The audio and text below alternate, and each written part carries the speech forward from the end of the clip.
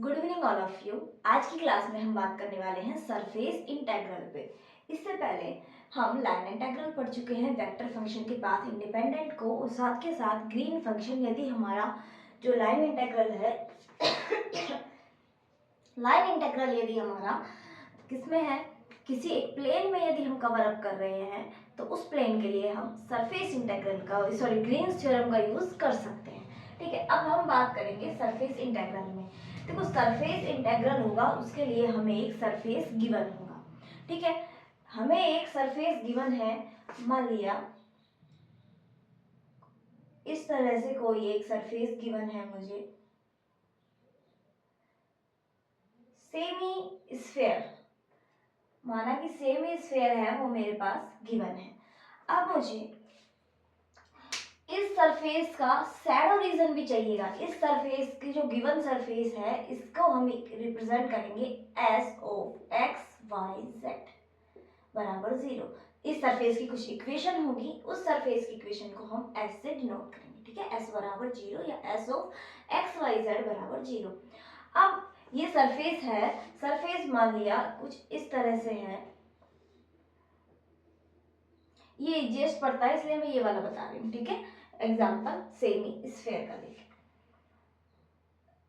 तो आपको समझ में भी जल्दी आ जाएगा ये।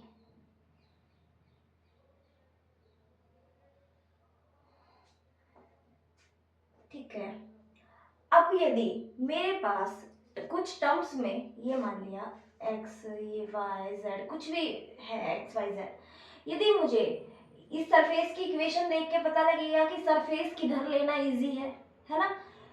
यहाँ मुझे दिख रहा है, यदि मैं इसका शैडो लूं, यदि इसका शैडो किधर की तरफ, इधर ऊपर से यदि लाइट डालते हैं हम, तो इसका शैडो क्या बनेगा, इसका शैडो बनेगा कुछ इस टाइप से circle.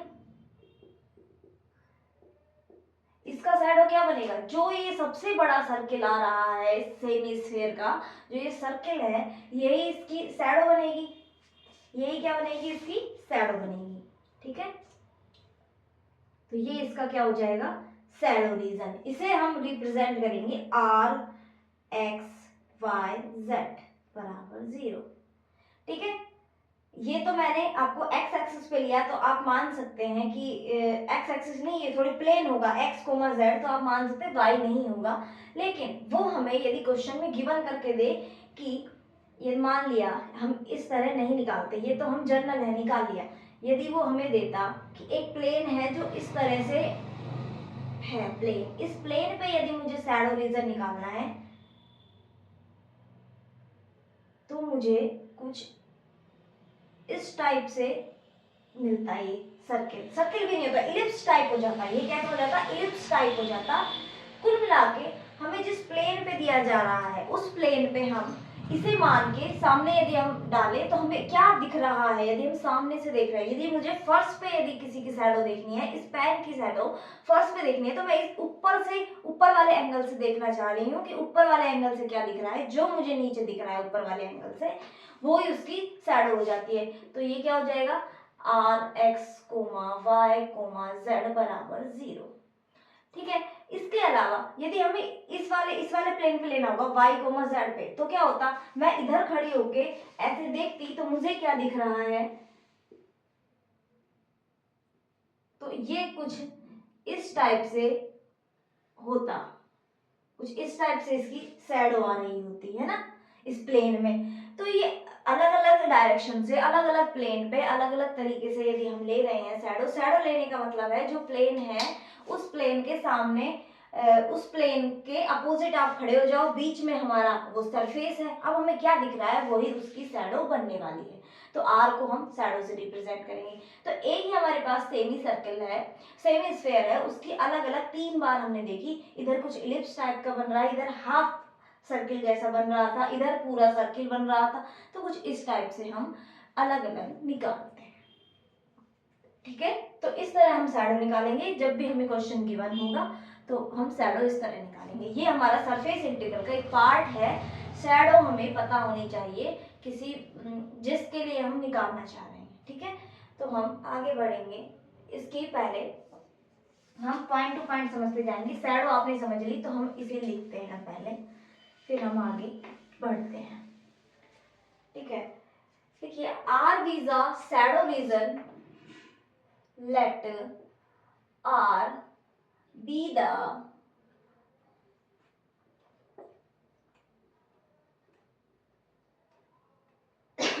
shadow region of the surface S defined by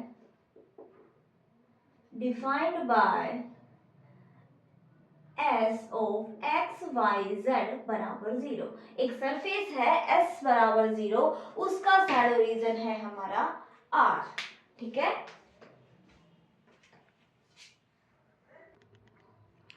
इसे हम और अच्छे तरीके से लिख सकते हैं। जो हम शैडो रीजन है वो किसी प्लेन पे तो ले रहे हैं, है ना, कोई एक प्लेन ही मिलेगा हमें, तो हम लिख सकते हैं surface S on some plane, किसी प्लेन पे हमने ली गई है जो हमें गिवन होगा, and the surface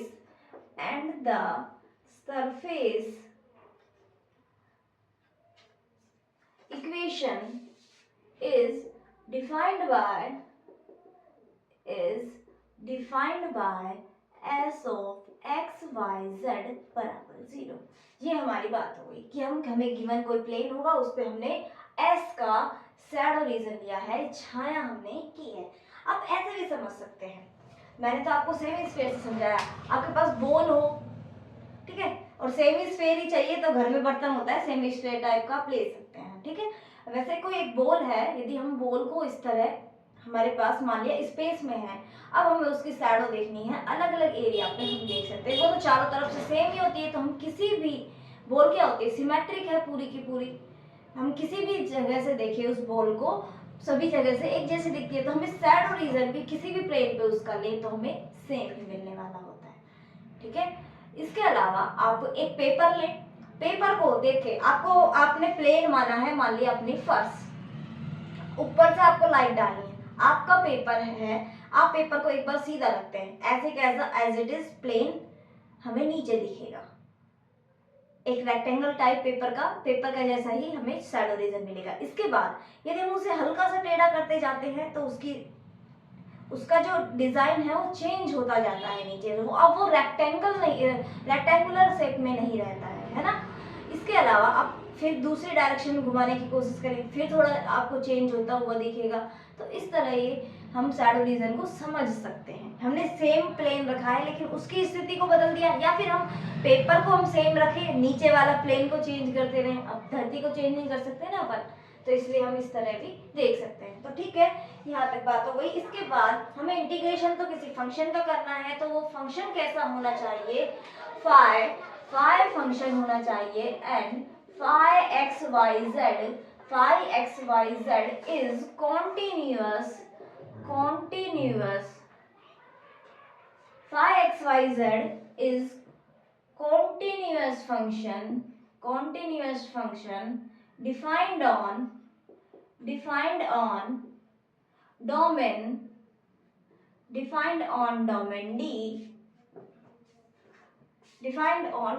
D included the surface S। इस लाइन का क्या मतलब है, फाइज कॉन्टिन्यूस फंक्शन है, लेकिन उसके डोमेन में जो एफ जो हमारा फंक्शन फाइज जो फंक्शन है उसका डोमेन है डी, उस डोमेन में हमारा सरफेस भी इंक्लूड होना चाहिए, यानी कि सरफेस के हर पॉइंट पे हमारा फंक्शन वेल डिफाइंड तो होना ही चाहिए। इसके कहने का मतलब हो गया ये। तो then the surface integral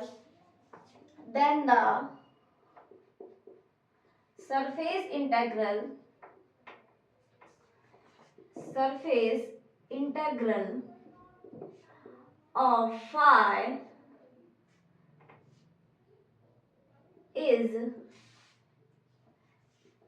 surface integral को एस आई इस तरह भी लिख देते हैं, बराबर डबल इंटीग्रेशन, सरफेस इंटीग्रल है तो S and phi X Y Z ds क्या है? सरफेस का एक छोटा पार्ट, जिसे हम जैसे एक स्ट्रिप लेके चलते हैं तो इसी तरह हम सरफेस का छोटा सा रेक्टेंगुलर एरिया लेके चलते हैं, ठीक है। तो ये हो गया ds, इस तरह आप इसे दिखा सकते हैं। और जो ds की वैल्यू होती है, अब ds के रेस्पेक्ट तो यहाँ डबल इंटीग्रेशन है, आप डायरेक्टली चेंज नहीं कर सकते। हम क्या करेंगे, ds को एरिया में चेंज करेंगे। ये तो है सरफेस, ये तो है सरफेस, इसका जो छाया बनेगी उस एरिया में हम उस जो हमारा सरफेस का रीजन होगा, शैडो रीजन आर होगा, तो एस का शैडो रीजन जब आर है तो ds का भी हमें कुछ शैडो रीजन मिलेगा। मान लिया da मिल रहा है, और da और ds में हम रिलेशन निकाल लेंगे। तो वो रिलेशन क्या है? रिलेशन है ds बराबर ग्रेडियंट s का mod upon mode of grade s dot P cap dA। और dA को जब एरिया है तो हम dx इंटू dy, या फिर जो भी हमारा प्लेन होगा जिसमें हम शैडो रीजन देख रहे हैं, xy प्लेन है तो dx dy, yz प्लेन है तो dy dz, इस तरह हम लिख सकते हैं। तो ds की वैल्यू होती है ये grade s upon mode of grade s dot P cap, ठीक है। जो पी कैप होता है ये यूनिट नॉर्मल वेक्टर होता है perpendicular to the shadow region. P cap आपके लिए नया है, where p cap is the unit normal vector perpendicular to the shadow region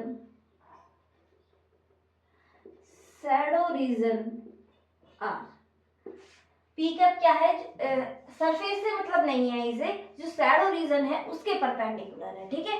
जैसे अभी मैंने पेपर वाला एग्जांपल बताया, पेपर हमारा ऐसे है मान लिया, ठीक है, पेपर हमारा ऐसे है, शैडो रीजन क्या होगा? फर्श पे सीधा बनेगा। तो पी कैप तो बिल्कुल ये पी कैप तो क्या होगा? इसके सीधे, इसके परपेंडिकुलर थोड़ी है ये हमारे शैडो रीजन के, तो ये होगा पी कैप, इस तरह से। बाकी एक हम एन कैप भी डिफाइन करेंगे। एन कैप होता है वो सरफेस के परपेंडिकुलर होता है, इस तरह से, ठीक है, वो भी हम आगे डिफाइन करें। तो आपको ध्यान रखना है जो पी कैप है वो शैडो रीजन आर है, उस आर के परपेंडिकुलर है। तो यहाँ हम ये भी कह सकते हैं जो शैडो रीजन आर है जिस प्लेन पे लिया गया है, प्लेन पे ही आएगा, तो उस प्लेन का परपेंडिकुलर वेक्टर है, ठीक है, उस प्लेन का परपेंडिकुलर वेक्टर भी हम बोल सकते हैं। And DA is the small element of the shadow. DA क्या है? स्मॉल एलिमेंट है शैडो में, जैसे डीएस सरफेस में स्मॉल एलिमेंट है, इसी तरह डीए भी क्या है? Small element. DA is small element in Shadow. हमने जो सरफेस को शैडो में चेंज करने, जब हमने सरफेस का शैडो निकाला, उस इंटीग्रेशन को भी हम शैडो में ही चेंज करने की कोशिश कर रहे हैं, इसलिए हमने शैडो का ही नॉर्मल वेक्टर लिया है, यूनिट नॉर्मल, शैडो से ही स्मॉल एलिमेंट लिया और उसमें इसे इस तरह चेंज कर दिया, ठीक है। तो इस तरह आप देख सकते हैं, ठीक है।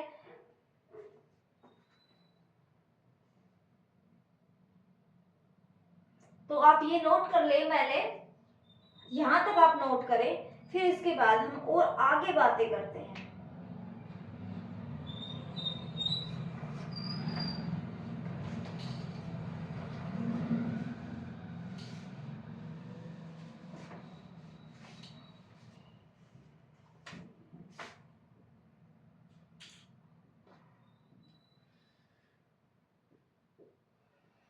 मान लिया आपके पास ये 3D स्पेस है, ठीक है।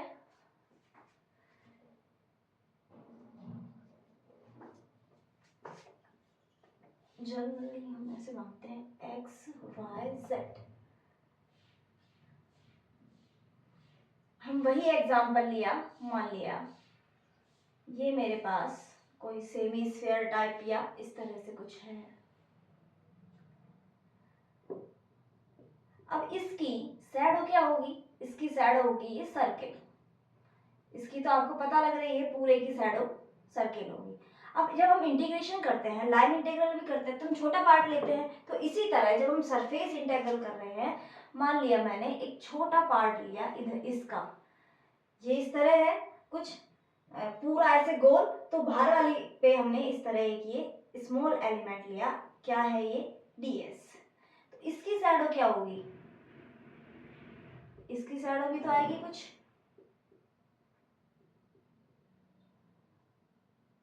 इसकी शैडो कुछ इस तरह बनी, और इसको हमने नाम दिया dA को, या हम कह सकते हैं ये वाली ये है dy, ये हो गया dx, तो ये क्या हो गया dx dy। इस तरह आप दिखा सकते हैं। यानी स्मॉल एलिमेंट जो ds है उसका हमने ये लिया d। ये सरफेस है ही, ये हमारा रीजन है, सॉरी शैडो रीजन है r। ठीक है, तो अब आप एंगल पे चर्चा करें थोड़ा सा।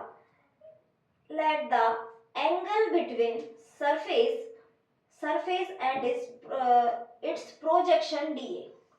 हम अब एंगल की बात करते हैं कि इसके ds के और इसके एंगल के बीच में कितना एंगल है। मान लिया वो एंगल अल्फा है, हम अल्फा एंगल मान लेंगे।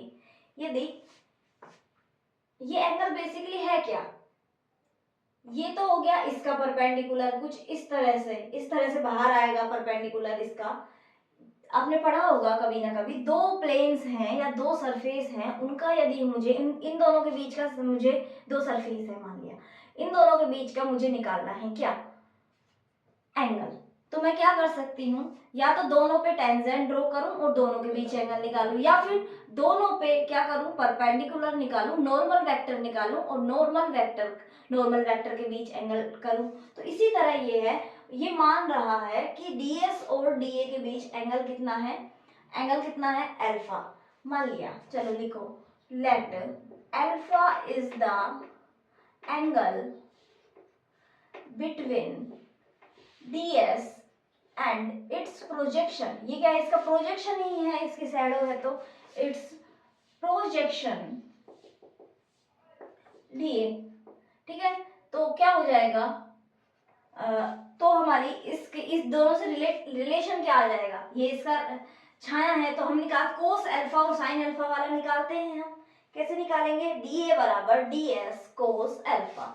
आपने पढ़ा होगा, जैसे ये इसका प्रोजेक्शन ही है, तो मान लिया यहाँ पे मुझे निकालना है, ये एंगल अल्फा है, तो मैं इस पे प्रोजेक्शन निकालने के लिए, मान लिया ये b है, ये a है, तो b बराबर क्या होता है, a कोस अल्फा। यही होता है b बराबर a कोस अल्फा। तो इसी तरह हम निकालेंगे dA बराबर ds कोस अल्फा। देखो ये थोड़ा 3D में है, आपको एज्यूम करना पड़ेगा कि इन दोनों के बीच में भी कुछ एंगल बन रहा है। ये तो सरफेस पे इस तरह आ रहा है और ये कुछ इस तरह से, तो एंगल तो है ना। तो अब आप इसे किस और अल्फा को किस तरह दिखा सकते हैं, अल्फा को ऐसे मान सकते हैं, मैंने सरफेस का परपेंडिकुलर लिया n कैप जिसे हम बोलेंगे, इसका परपेंडिकुलर क्या है, इसका परपेंडिकुलर p कैप, तो इन दोनों के बीच का एंगल भी तो अल्फा ही होगा। इस तरह भी हम इसे लिख सकते हैं। ठीक है, n कैप इज द, यदि हम माने कि n कैप क्या है, unit normal vector to the surface, जगह है अभी, इफ हाँ लिख देती हूँ,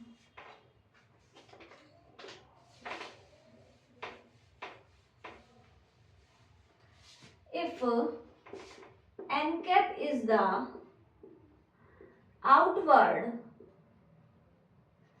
unit normal vector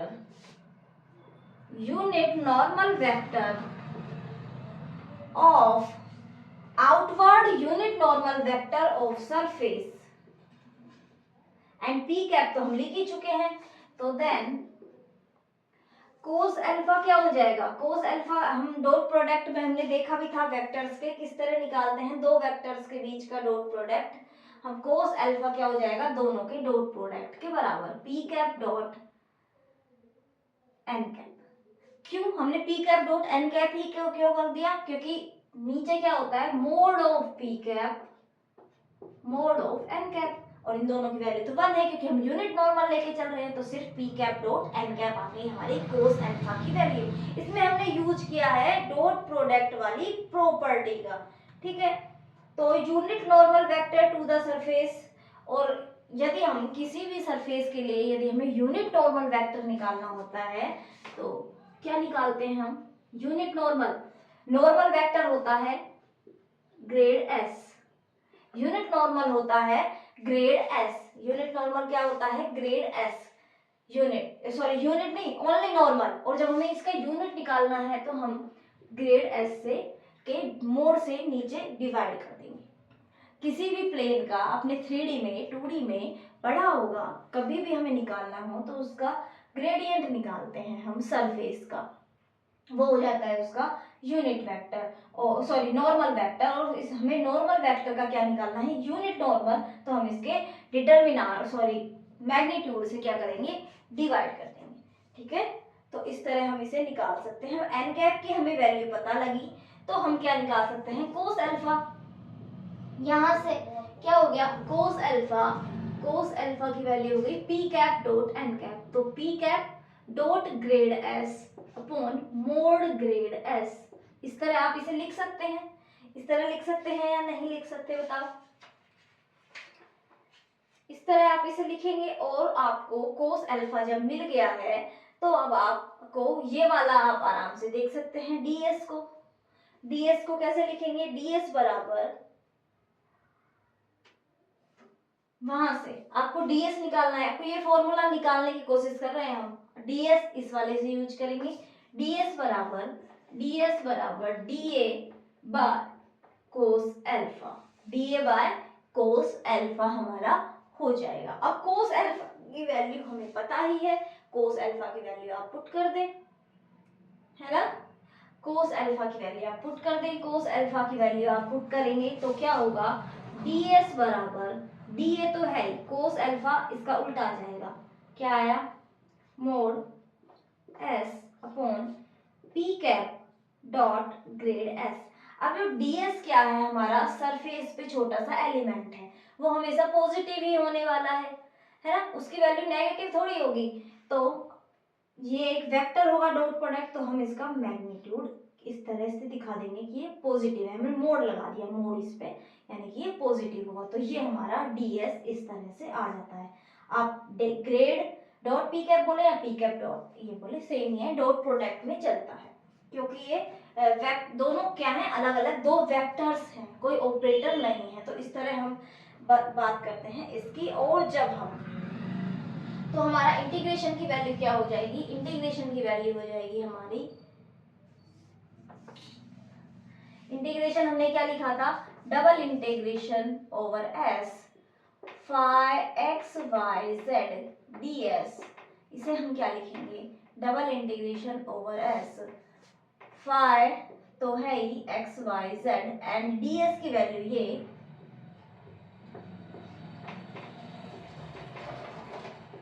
and D A लिखो, या जो भी हमारा, अब प्लेन तो हमने फिक्स नहीं किया है, ये तो यहाँ डी ए छोड़ देते हैं, हमारे क्वेश्चन के अकॉर्डिंग हम देखेंगे कि वो एक्स वाई प्लेन है, वाई जेड है, तो ये उसी हिसाब से एरिया आ जाएगा जिस प्लेन पे हम इसका वो निकाल रहे हैं, शैडो निकालेंगे, उस हिसाब से हम इस क्वेश्चन को करेंगे। और बस जब डिनोमिनेटर में ये टर्म आ रही है तो ये जीरो नहीं होना चाहिए, कुल मिला के बात ये है। ठीक है, तो ये हो गई हमारा सरफेस इंटीग्रल की बातें। बाय एग्जांपल हम इसे समझने की कोशिश करेंगे कि हम सरफेस इंटीग्रल को किस तरह सोल्व करेंगे। थोड़ा सा इसका डेरिवेटिव है वो कॉम्प्लिकेटेड है। कॉम्प्लिकेटेड क्या है कि इसमें हमें वेक्टर्स वगैरह एज्यूम करने हैं कि किस तरह सरफेस 3D में आ गया तो वो बोर्ड पे थोड़ा इजी नहीं पड़ता है, इसलिए मैंने EGST लेने की कोशिश की ताकि आपको समझ आ जाए, है ना? तो आप थोड़ा एज्यूम भी कर पाते हैं क्योंकि ये वाली शेप अपनी देखी हुई होती है। ठीक है, बाकी हमारा सरफेस कुछ भी हो सकता है, ये तो मैंने इसलिए बताया क्योंकि स्फेयर सबसे इजीएस्ट स्पेस है, सॉरी सरफेस है हमारे 3D का। सबसे पहले आपने 3D पढ़ी होगी तो सबसे पहले स्फेयर ही पढ़ा होगा, गोला, पहला चैप्टर ही हमारी बुक में यही होता है, गोले वाला स्फेयर का, तो इस वजह से मैंने ये लिया ताकि आपको समझ आ जाए, इसमें आपको दिख जाए थोड़ा साफ साफ। बाकी सरफेस आपका कुछ भी हो सकता है। कुल मिला के अब आपको बात ये करनी है, प्रोसेस क्या है, आपके पास एस सरफेस गिवन होगा, ठीक है, सरफेस गिवन होगा, आप इसका शैडो रीजन आर निकालेंगे। आर पे आप निकालेंगे आर का नॉर्मल वेक्टर पी कैप, ठीक है। सरफेस से आप निकालेंगे ग्रेड एस। बस अब हमें चाहिए क्या, इसमें पुट करना है, फंक्शन हमें गिवन ही होगा, ठीक है। बस हमें लिमिट्स देखनी होगी यहाँ पे, उस जब हम क्वेश्चन करेंगे तो देखेंगे किस तरह कर रहे हैं, ठीक है। तो बढ़ते हैं क्वेश्चन की तरफ, तब तक आप ये नोट कर ले जिसने नोट नहीं किया हो।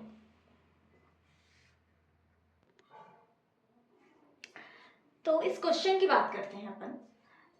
क्वेश्चन में हमें सरफेस इंटीग्रल फाइंड करना है। सरफेस क्या है, फाइव फंक्शन ये है सरफेस इंटीग्रल में, फाइव फंक्शन गिवन है। सरफेस क्या है, z बराबर अंडर रूट ए square minus x square minus Y square, ठीक है। जब हमारे पास यदि ऐसे होता X square plus Y square plus Z square बराबर ए स्क्वायर, तो क्या होता, पूरा स्फेयर की होती। अब ये क्या है, हमें ऊपर ऊपर वाला पार्ट दिया है, क्या हो गया, सेमी स्फीयर। तो आपको ये डायग्राम्स तो पता होने चाहिए सरफेस के, ठीक है। वैसे इतने कॉम्प्लिकेटेड क्वेश्चन हम एक ही करने वाले हैं, इसके बाद जब हम स्टोक्स वगैरह पढ़ेंगे थ्योरम, तो इसे हम सिंप्लीफाई और कर देंगे, ठीक है। तो ये हमारा सरफेस है। अब वो एक्स वाई प्लेन, तो एक्स वाई प्लेन पे आपको इसकी क्या लेनी है, एक्स वाई प्लेन पे इसकी वो लेनी है आपको शैडो। एक्स वाई प्लेन पे आपने शैडो ली है, तो एक्स वाई प्लेन पे शैडो क्या होगी, जेड टर्म 0 होगा। तो ये हमारा इस तरह से एक डिस्क का शैडो ये इस तरह से दिखने वाला है। सर्किल, सर्किल के अंदर वाला पार्ट भी शैडो नहीं आता, ये बाउंड्री थोड़ी दिखेगी आपको, तो पूरा ब्लैक दिखेगा सर्किल, ठीक है। तो ये हो गई हमारा शैडो आर। तो यदि हमें पी कैप निकालना हो, तो पी कैप हम कैसे निकालते हैं, पी कैप क्या होगा, P cap X Y, R का नॉर्मल क्या है, जेड कैप, जेड के यूनिट नॉर्मल क्या होता है, के कैप। तो पी कैप की वैल्यू तो हमारी आ गई के कैप, ठीक है।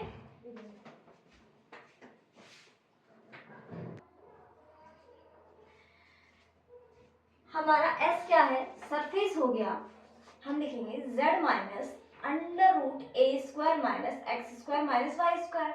ये हो गया हमारी सरफेस की इक्वेशन, एस बराबर 0। हमें क्या निकालना होगा, इसका ग्रेडियंट, ग्रेड एस क्या हो जाएगा, सरफेस एस का एक्स के रेस्पेक्ट में डेरिवेटिव जब हम करेंगे, तो इसका 0 minus 1 by under root A square minus x square minus Y square, और फिर x के रेस्पेक्ट इसका करेंगे तो माइनस माइनस प्लस हो जाएगा 2x, ठीक है। और अंडर रूट भी जब हम करेंगे तो ये 1/2 और आएगा, 1/2, तो 2 से 2 कैंसिल। और इसी तरह जब हम y का करेंगे तो i कैप, y का करेंगे तो y अपॉन अंडर रूट ए square minus x square minus Y square, plus k के लिए z के रेस्पेक्ट करेंगे तो 1 k कैप। तो ये हो गई हमारी किसकी वैल्यू, ग्रेड एस की वैल्यू। हमें एक टर्म चाहिए होती है grade S dot P cap, बराबर हो गया, दोनों का डॉट प्रोडक्ट जब करेंगे तो क्या आ जाएगा 1, ठीक है। और ये तो पॉजिटिव ही है, मोड लगाएं तो भी ये 1 ही रहने वाला है, ठीक है। हमें एक निकालना है ग्रेड एस का मोड, ठीक है। ग्रेड एस का मोड निकालते हैं। मॉडुलस में क्या होता है, X square upon A square minus x square minus Y square plus Y square upon A square minus x square minus Y square plus 1 into under root, बराबर क्या हो गया, अंडर रूट में X square plus Y square plus A square minus x square minus Y square upon A square minus x square minus Y square, बराबर बचा A upon under root A square minus x square minus Y square. ये हो गई हमारी grade S की value. अब हमने सारी वैल्यूज फाइंड आउट कर ली है, अब हमें केवल इंटीग्रेशन निकालना है। और जब वो देखो डीए क्या हो जाएगा हमारे पास, डीए जब हमारा प्लेन एक्स वाई है तो नीचे ये डीए की वैल्यू हो जाएगी डी एक्स डी वाई, ठीक है। यहाँ तक आपको क्लियर हो गया होगा। अब हमारा इंटीग्रेशन क्या होगा, integration phi DS, integration phi DS. तो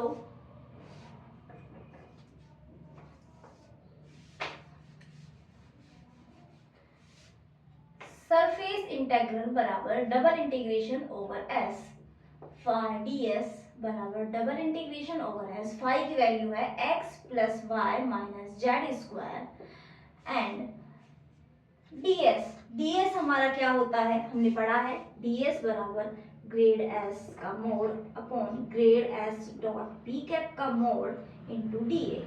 ठीक है, तो ये हम पुट करते हैं, डी एस की वैल्यू ये I A upon under root A square minus x square minus Y square. इसका मोड तो हमारा 1 आया and D A is T X D Y. ठीक है, इसके लिमिट्स पे भी हम बात कर लेते हैं। इसके लिमिट्स पे हम, और मैंने डायग्राम मिटा दिया, चलो कोई ना, दोबारा से बना लेते हैं।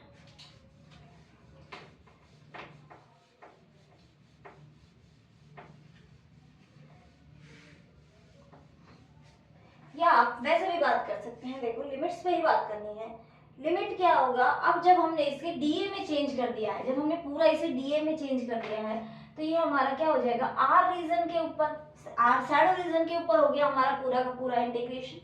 ठीक है, जब हमारा इस शैडो रीजन के ऊपर हो गया है, तो शैडो रीजन में अब हमें इसे, शैडो रीजन तो हमें पता ही है आर क्या आ रहा था, इसे भी मिटा देते हैं। आर क्या आ रहा था हमारा, X square plus Y square less than equal to A square, यानी कि इसकी बाउंड्री क्या है, एक सर्किल है सेंटर्ड एट 0 0 एंड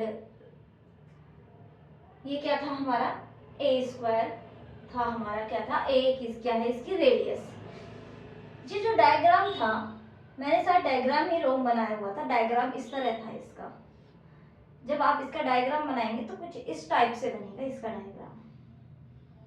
ठीक है, इस तरह इसका डायग्राम होगा, एक्स वाई जेड, ये इसका सेंटर। तो शायद पहले मैंने गलती बना रखा था डायग्राम, तो ठीक है, ये है इसका डायग्राम इस वाले का। और यदि ये पूरा होता जेड स्क्वायर तो ये इस तरह और आ जाता नीचे।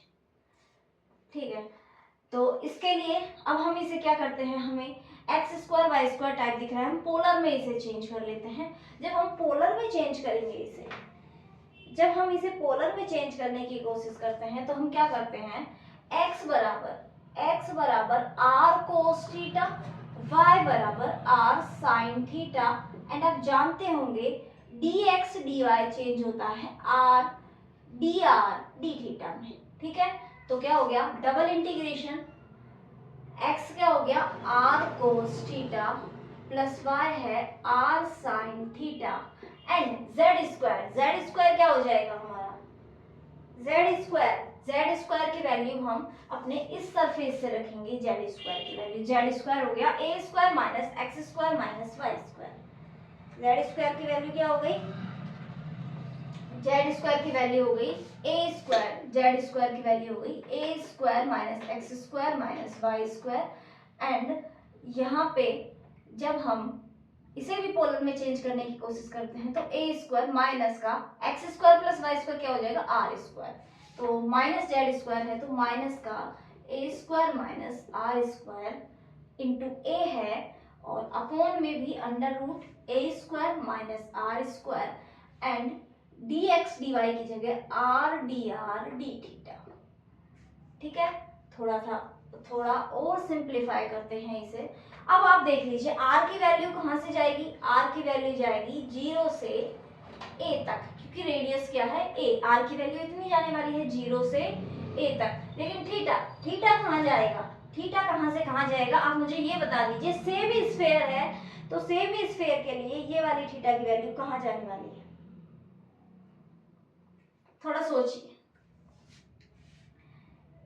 कुछ लोगों को लग रहा होगा 0 to पाई, ऐसे सोच रहे होंगे 0 to 2 पाई जाएगी, क्योंकि हमारा ये इंटीग्रेशन अब इससे सेम स्फीयर पे नहीं है, इस सर्किल पे है। सर्किल के लिए तो पूरा सर्किल बन रहा है, हमें इस सर्किल पे है, ये कंप्लीट सर्किल है, 0 to 2 पाई जाएगी, और इसकी रेडियस क्या है, a है, तो 0 से a तक r की वैल्यू जा रही है। तो ठीक है, ये आप इस तरह ध्यान रखेंगे, ये भी ध्यान रखने वाली बातें हैं।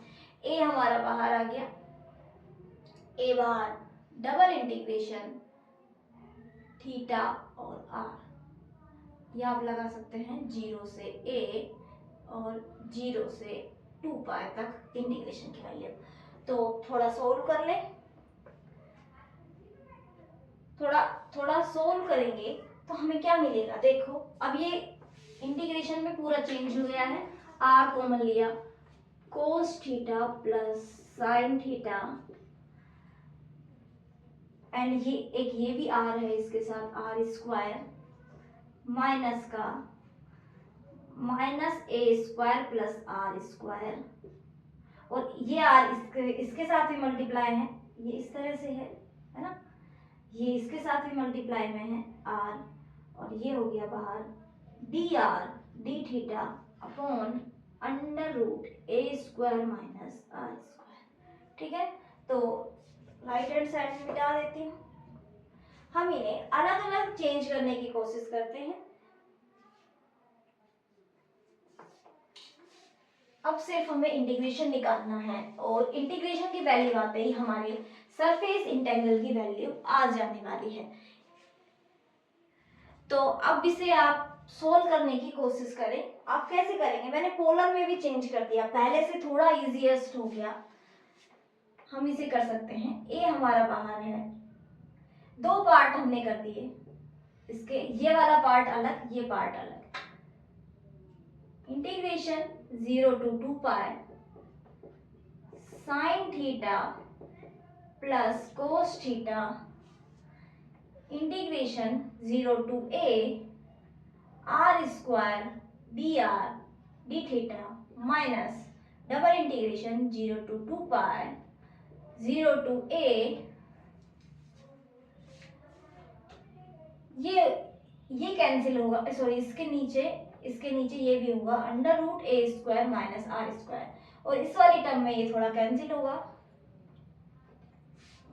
प्लस का ही तो माइनस ही तो है, क्योंकि माइनस मैंने क्या ले रखा है, कॉमन, माइनस कॉमन ले रखा है एज इट इज।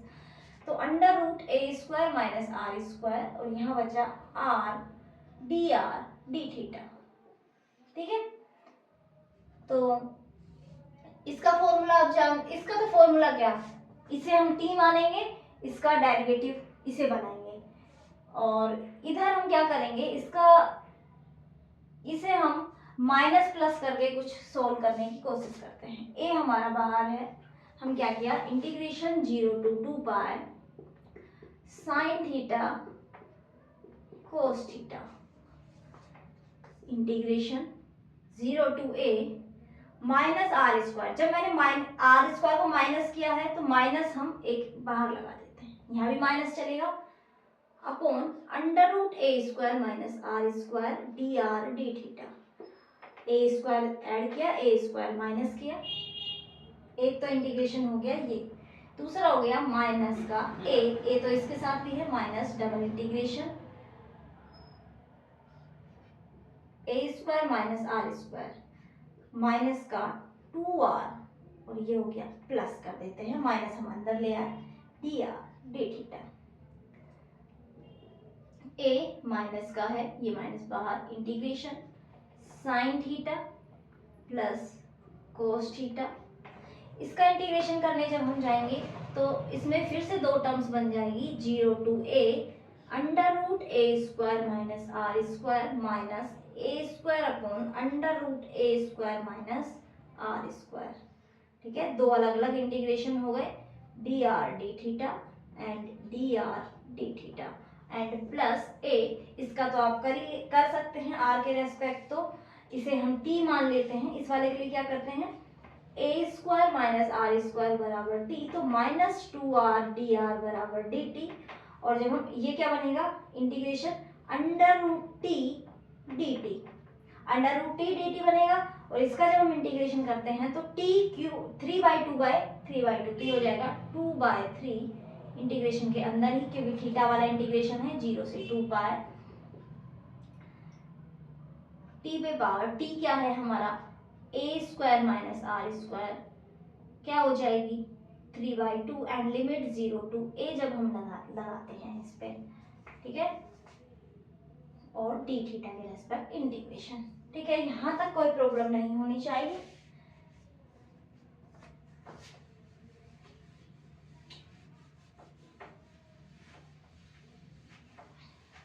इसके आगे इसका इंटीग्रेशन क्या होता है भाई बताओ, डायरेक्ट फॉर्मूले याद किए होंगे 11th 12th में। इसका इंटीग्रेशन क्या होता है, इसका इंटीग्रेशन होता है हमारा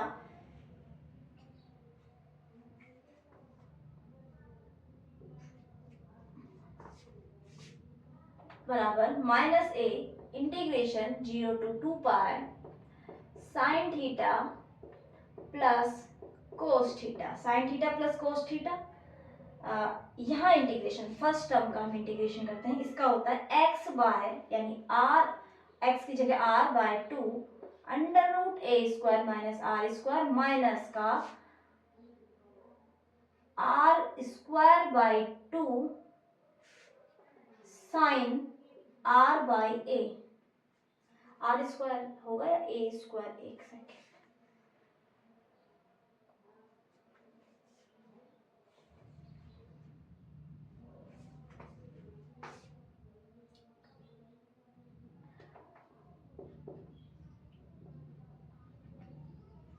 एंड माइनस इसका इंटीग्रेशन जब हम करते हैं तो माइनस का ए स्क्वायर और इसका इंटीग्रेशन हो जाता है sine inverse R by A, sine inverse R by A, इस तरह से इसका इंटीग्रेशन हो जाता है। एंड फिर एक टर्म ये वाली बची, तो ये तो इस यहाँ फिनिश, प्लस का 2/3a, इसमें जब हम लिमिट रख रहे हैं तो क्या हो रहा है, जब हम a रख रहे हैं तो ये 0 रख रहे हैं तो a क्यूब, तो माइनस का a क्यूब, और a क्यूब का इंटीग्रेशन करेंगे तो थीटा आएगा, और थीटा पे लिमिट 0 to 2 पाई तो 2 पाई आएगा। तो कुल मिला के ये वाली टर्म हमारी क्या बनी, प्लस का 4/3 pi a raise to power 4, plus का नहीं माइनस का, एक माइनस भी तो आ रहा है ना, तो ये माइनस की ये टर्म हमारी बन गई। ठीक है, ये लास्ट वाली टर्म तो हमारी पूरी ये बन गई। अब इसमें लगाते हैं कहाँ लिमिट 0 to a, देखो 0 to a माइनस का a integration 0 to 2 pi sine theta plus cos theta, a लगाई ये टर्म 0, a लगाया तो यहाँ पे बनेगा a square by 2 sine 1 pi by 2 minus a square ये हो जाएगा sine inverse 1 pi by 2 minus 0 लगाया तो ये टर्म 0 लगाने पे ये टर्म 0 लगाने पे ये टर्म 0, ये हमारा 0 बन रहा है। और जब हम इसका इंटीग्रेट, इसको हम सोल्व करके माइनस का 4/3 pi a raise to power 4 तो बच ही रहा है। अब हम क्या करते हैं, ये पूरी टर्म कांस्टेंट है, इसे हम बाहर ले आते हैं, माइनस माइनस प्लस का a रेज टू पावर 3/2 4 हो जाएगा पाई बाय 4, इंटीग्रेशन करना है 0 to 2 pi sine theta cos theta, direct कर देते हैं, साइन थीटा का इंटीग्रेशन माइनस का कोस थीटा माइनस का कोस थीटा का इंटीग्रेशन, माइनस के कोस थीटा का इंटीग्रेशन क्या होने वाला है,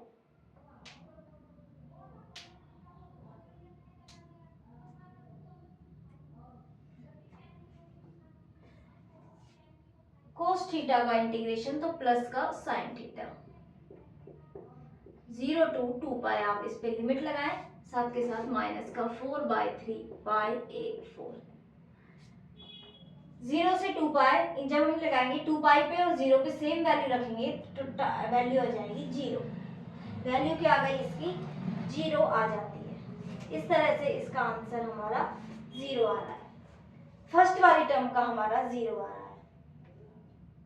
ठीक है, सेकंड वाली टर्म हमारी बची हुई है। अब इसमें लिमिट पुट करेंगे ना, 2 पाई पे ये क्या होगा 1 और माइनस फिर ये 0 पे भी 1 तो 0, इसी तरह साइन 2 पाई 0 और साइन 0 0, तो ये तो हो जाने वाला है 0 सीधा सीधा। और इसके अलावा वो वाली जो टर्म है उसका हमारा आंसर बचा -4/3 pi a raise to power 4। एक बार कैलकुलेशन में और चेक करती हूँ, आप एक बार इसे नोट कर लें। इसमें हमने मिस्टेक की थी, माइनस तो मैंने कर दिया था ये प्लस, और ये 2 और आता बाहर, तो इस वाली टर्म में जब 2 आता तो ये वाला 2 कैंसिल हो जाता 1/3, तो मतलब 1 2 से आप डिवाइड करेंगे, यहाँ पे 2/3 आता, तो आंसर आएगा हमारा -2/3 पाई a रेज टू पावर 4, ये हमारा आंसर आ रहा है। ठीक है, तो हमने क्या किया, दो पार्ट्स में इसको स्प्लिट किया, अलग अलग, इसका अलग से सोल्व किया, इसका इंटीग्रेशन हमारा 0 आया है, इस वाली टर्म का हमें कुछ इंटीग्रेशन मिला है जिसके हमारे वैल्यूज ये आ गए। ठीक है, तो ये एग्जांपल आपको समझ आ गया होगा। तो हम अब आगे बढ़ते हैं और बात करते हैं आगे।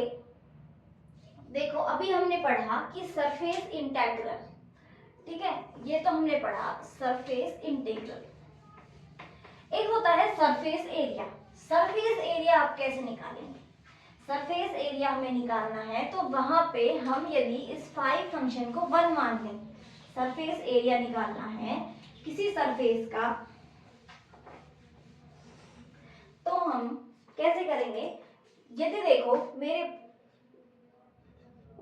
सरफेस एरिया, आपके पास सरफेस है एस एक्स वाई जेड बराबर 0, ये आपका सरफेस है, ठीक है। तो इस सरफेस इंटीग्रल पे आपको इसका हमें सरफेस एरिया निकालना है।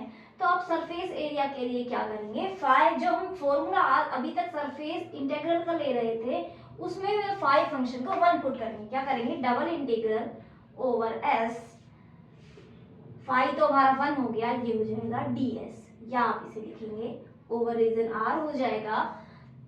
और किसी भी रीजन के लिए आप लेंगे, आपको तो पूरा इंटीग्रेट करना पड़ेगा बाद में, और ये हो जाएगा आपका ग्रेड s का mode bye grade s dot P cap dA। इस तरह से आप इसे कर सकते हैं। तो इस ये फॉर्मूला होता है हमारा सरफेस एरिया का। जैसे हमें इसी फंक्शन का सरफेस एरिया निकालना है, ये क्या है? सेमिस्फेयर। सेमिस्फेयर का आपको सरफेस इंटीग्रल पता होगा। फाई फंक्शन को हटा देते हैं, हमें क्या करना पड़ेगा? इंटीग्रेशन आर, क्या आएगा हमारे पास? हमने क्या निकाला था? ds, ये निकाला था a upon under root A square minus x square minus Y square and dx dy।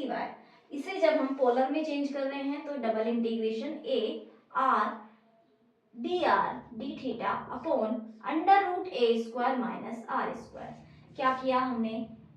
-2 से मल्टीप्लाई किया, 1 बाय -2 से डिवाइड किया, -1/2 a minus A by two double integration. इसका जब r के लिए हम इंटीग्रेशन कर रहे हैं तो ये इसका डेरिवेटिव बना, तो ये बनेगा 1 अपॉन रूट टी। इसका इंटीग्रेशन करना है तो t पे पावर -12 प्लस 1 बाय 1/2। तो इसका इंटीग्रेशन क्या हो जाएगा? Under root A square minus are square. इसकी जब हम लिमिट लगाएंगे ये तो 0 टू पाई, लिमिट्स तो पिछले क्वेश्चन की तरह सेम रहेगी, 0 टू a। लिमिट्स क्या होगी? 0 टू a और 0 टू 2 पाई, इस तरह होगी। ये बचेगा हमारे पास डी थीटा, ठीक है। इस पे लिमिट लगाई, आपने a लगाया -a/2 इंटीग्रेशन 0 टू 2 पाई। जब a लगाया तो 0 और माइनस माइनस प्लस 0 लगाया तो ये आया आपके पास a डी थीटा। आपने क्या किया? a²/2 डी थीटा का थीटा और 2 पाई इस तरह निकाला, आपके पास आया πa²। कहीं मैंने मल्टीप्लाई या डिवाइड में कहीं गलती तो नहीं की है? एक बार चेक करें, कहीं गलती तो नहीं की है मैंने कहीं। इसकी वैल्यू तो हमारी क्या आ रही थी? 1 आ रही थी।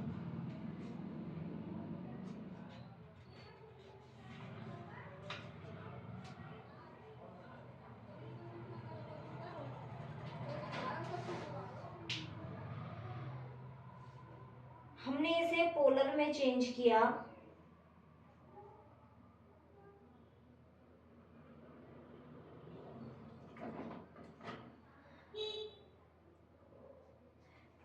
इसे पोलर में जब चेंज किया तो इसे t माना, तो इसका डेरिवेटिव -2r हमारे पास ऊपर था, -2 से मल्टीप्लाई एंड डिवाइड भी किया।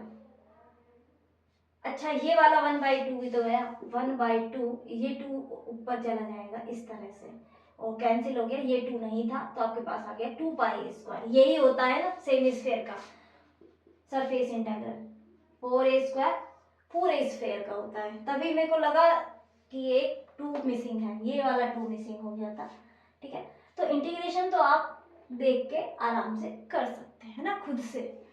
इंटीग्रेशन सिखाना मेरा मैटर नहीं है, हमारा बात था सरफेस इंटीग्रेशन का था या फिर सरफेस एरिया निकालने का। तो ठीक है, आज के लिए इतना ही रखते हैं, फिर नेक्स्ट क्लास में आगे नए टॉपिक्स पे हम बात करेंगे।